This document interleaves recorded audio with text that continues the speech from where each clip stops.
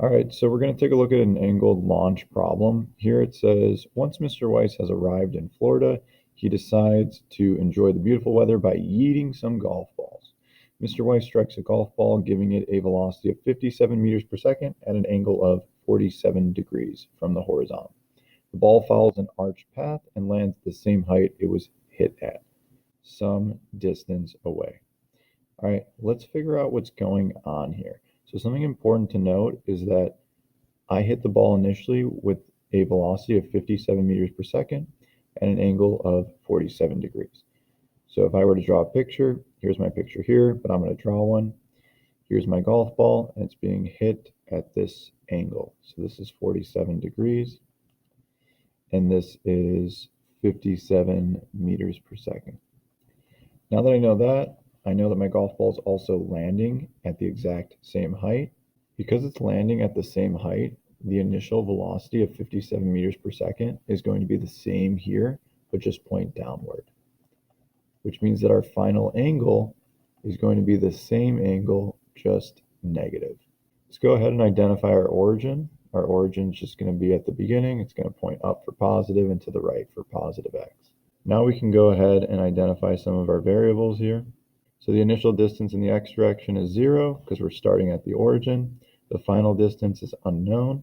The initial velocity in the x direction, well, we know that, but we're going to have to do some math to figure that out. So we'll go back to that. The acceleration in the x direction is just 0.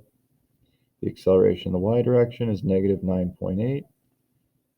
The initial and final velocities in the y, again, we know those, but we have to do some math to figure it out. The initial distance in the y is 0 because we're starting at the ground, and the final distance in the y is also 0. Our total initial velocity, well, it tells us, is 57, and it's at an angle of 47 degrees. Our total final is still 57, but this time it's at an angle of negative 47 degrees. Again, that's because our projectile will follow an arched path, and when it lands, it'll land with the same initial velocity, just this time pointed downward, which gives us that negative angle. So let's go ahead and solve for our initial velocity in the x or the y. It doesn't matter which one.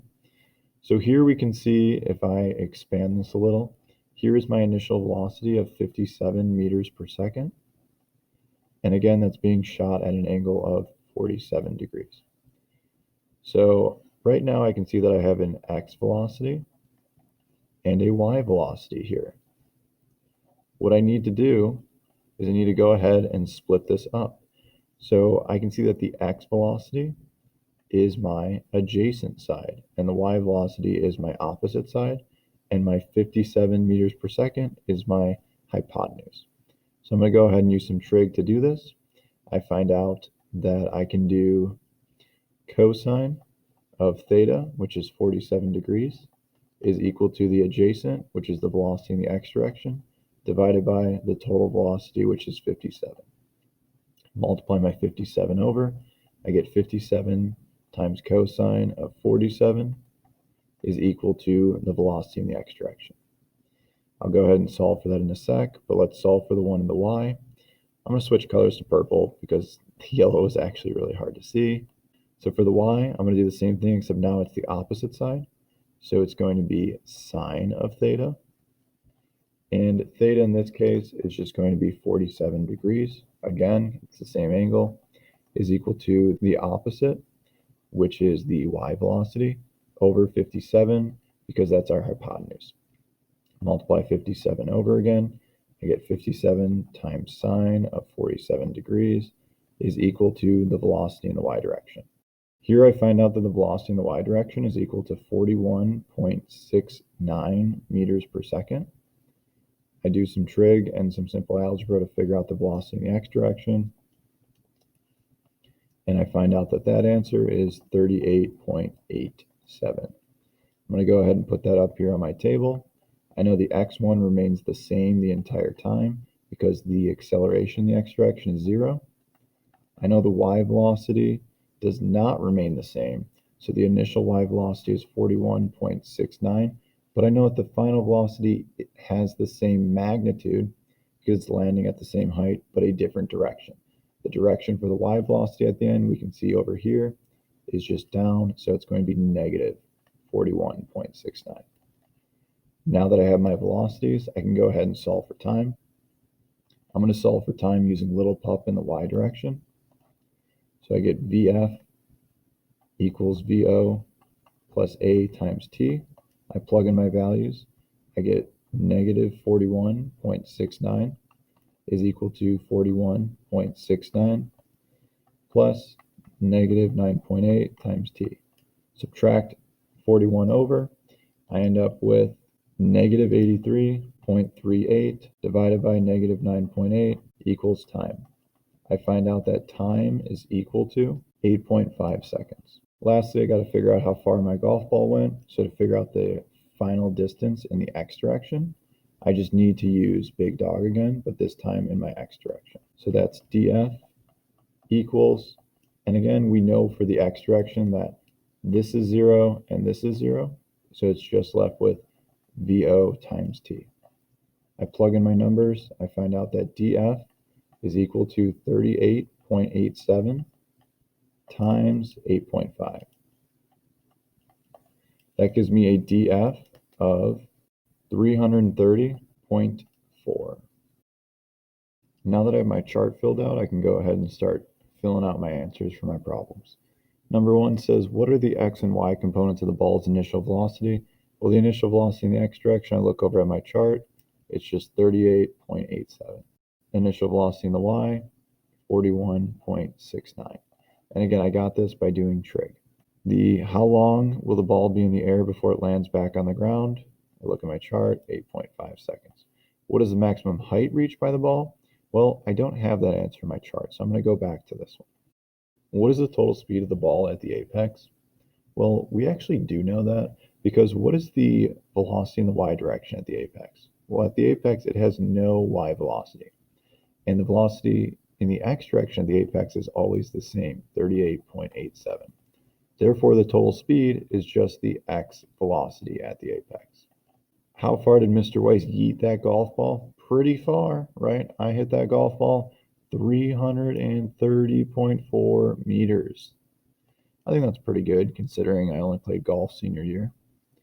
What is the final velocity of the golf ball when it hits the ground? Again, this is a question that you don't really need to do any math with. You just need to remember that the golf ball is being launched at some height. It's going up in the air and coming back down at the same height. The angle that it's being shot at is the same angle that it's coming back at, just negative. Therefore, the final velocity is still 57 meters per second. This time, though, it's at an angle of negative 47 degrees. So let's go back to what is the maximum height reached by the golf ball.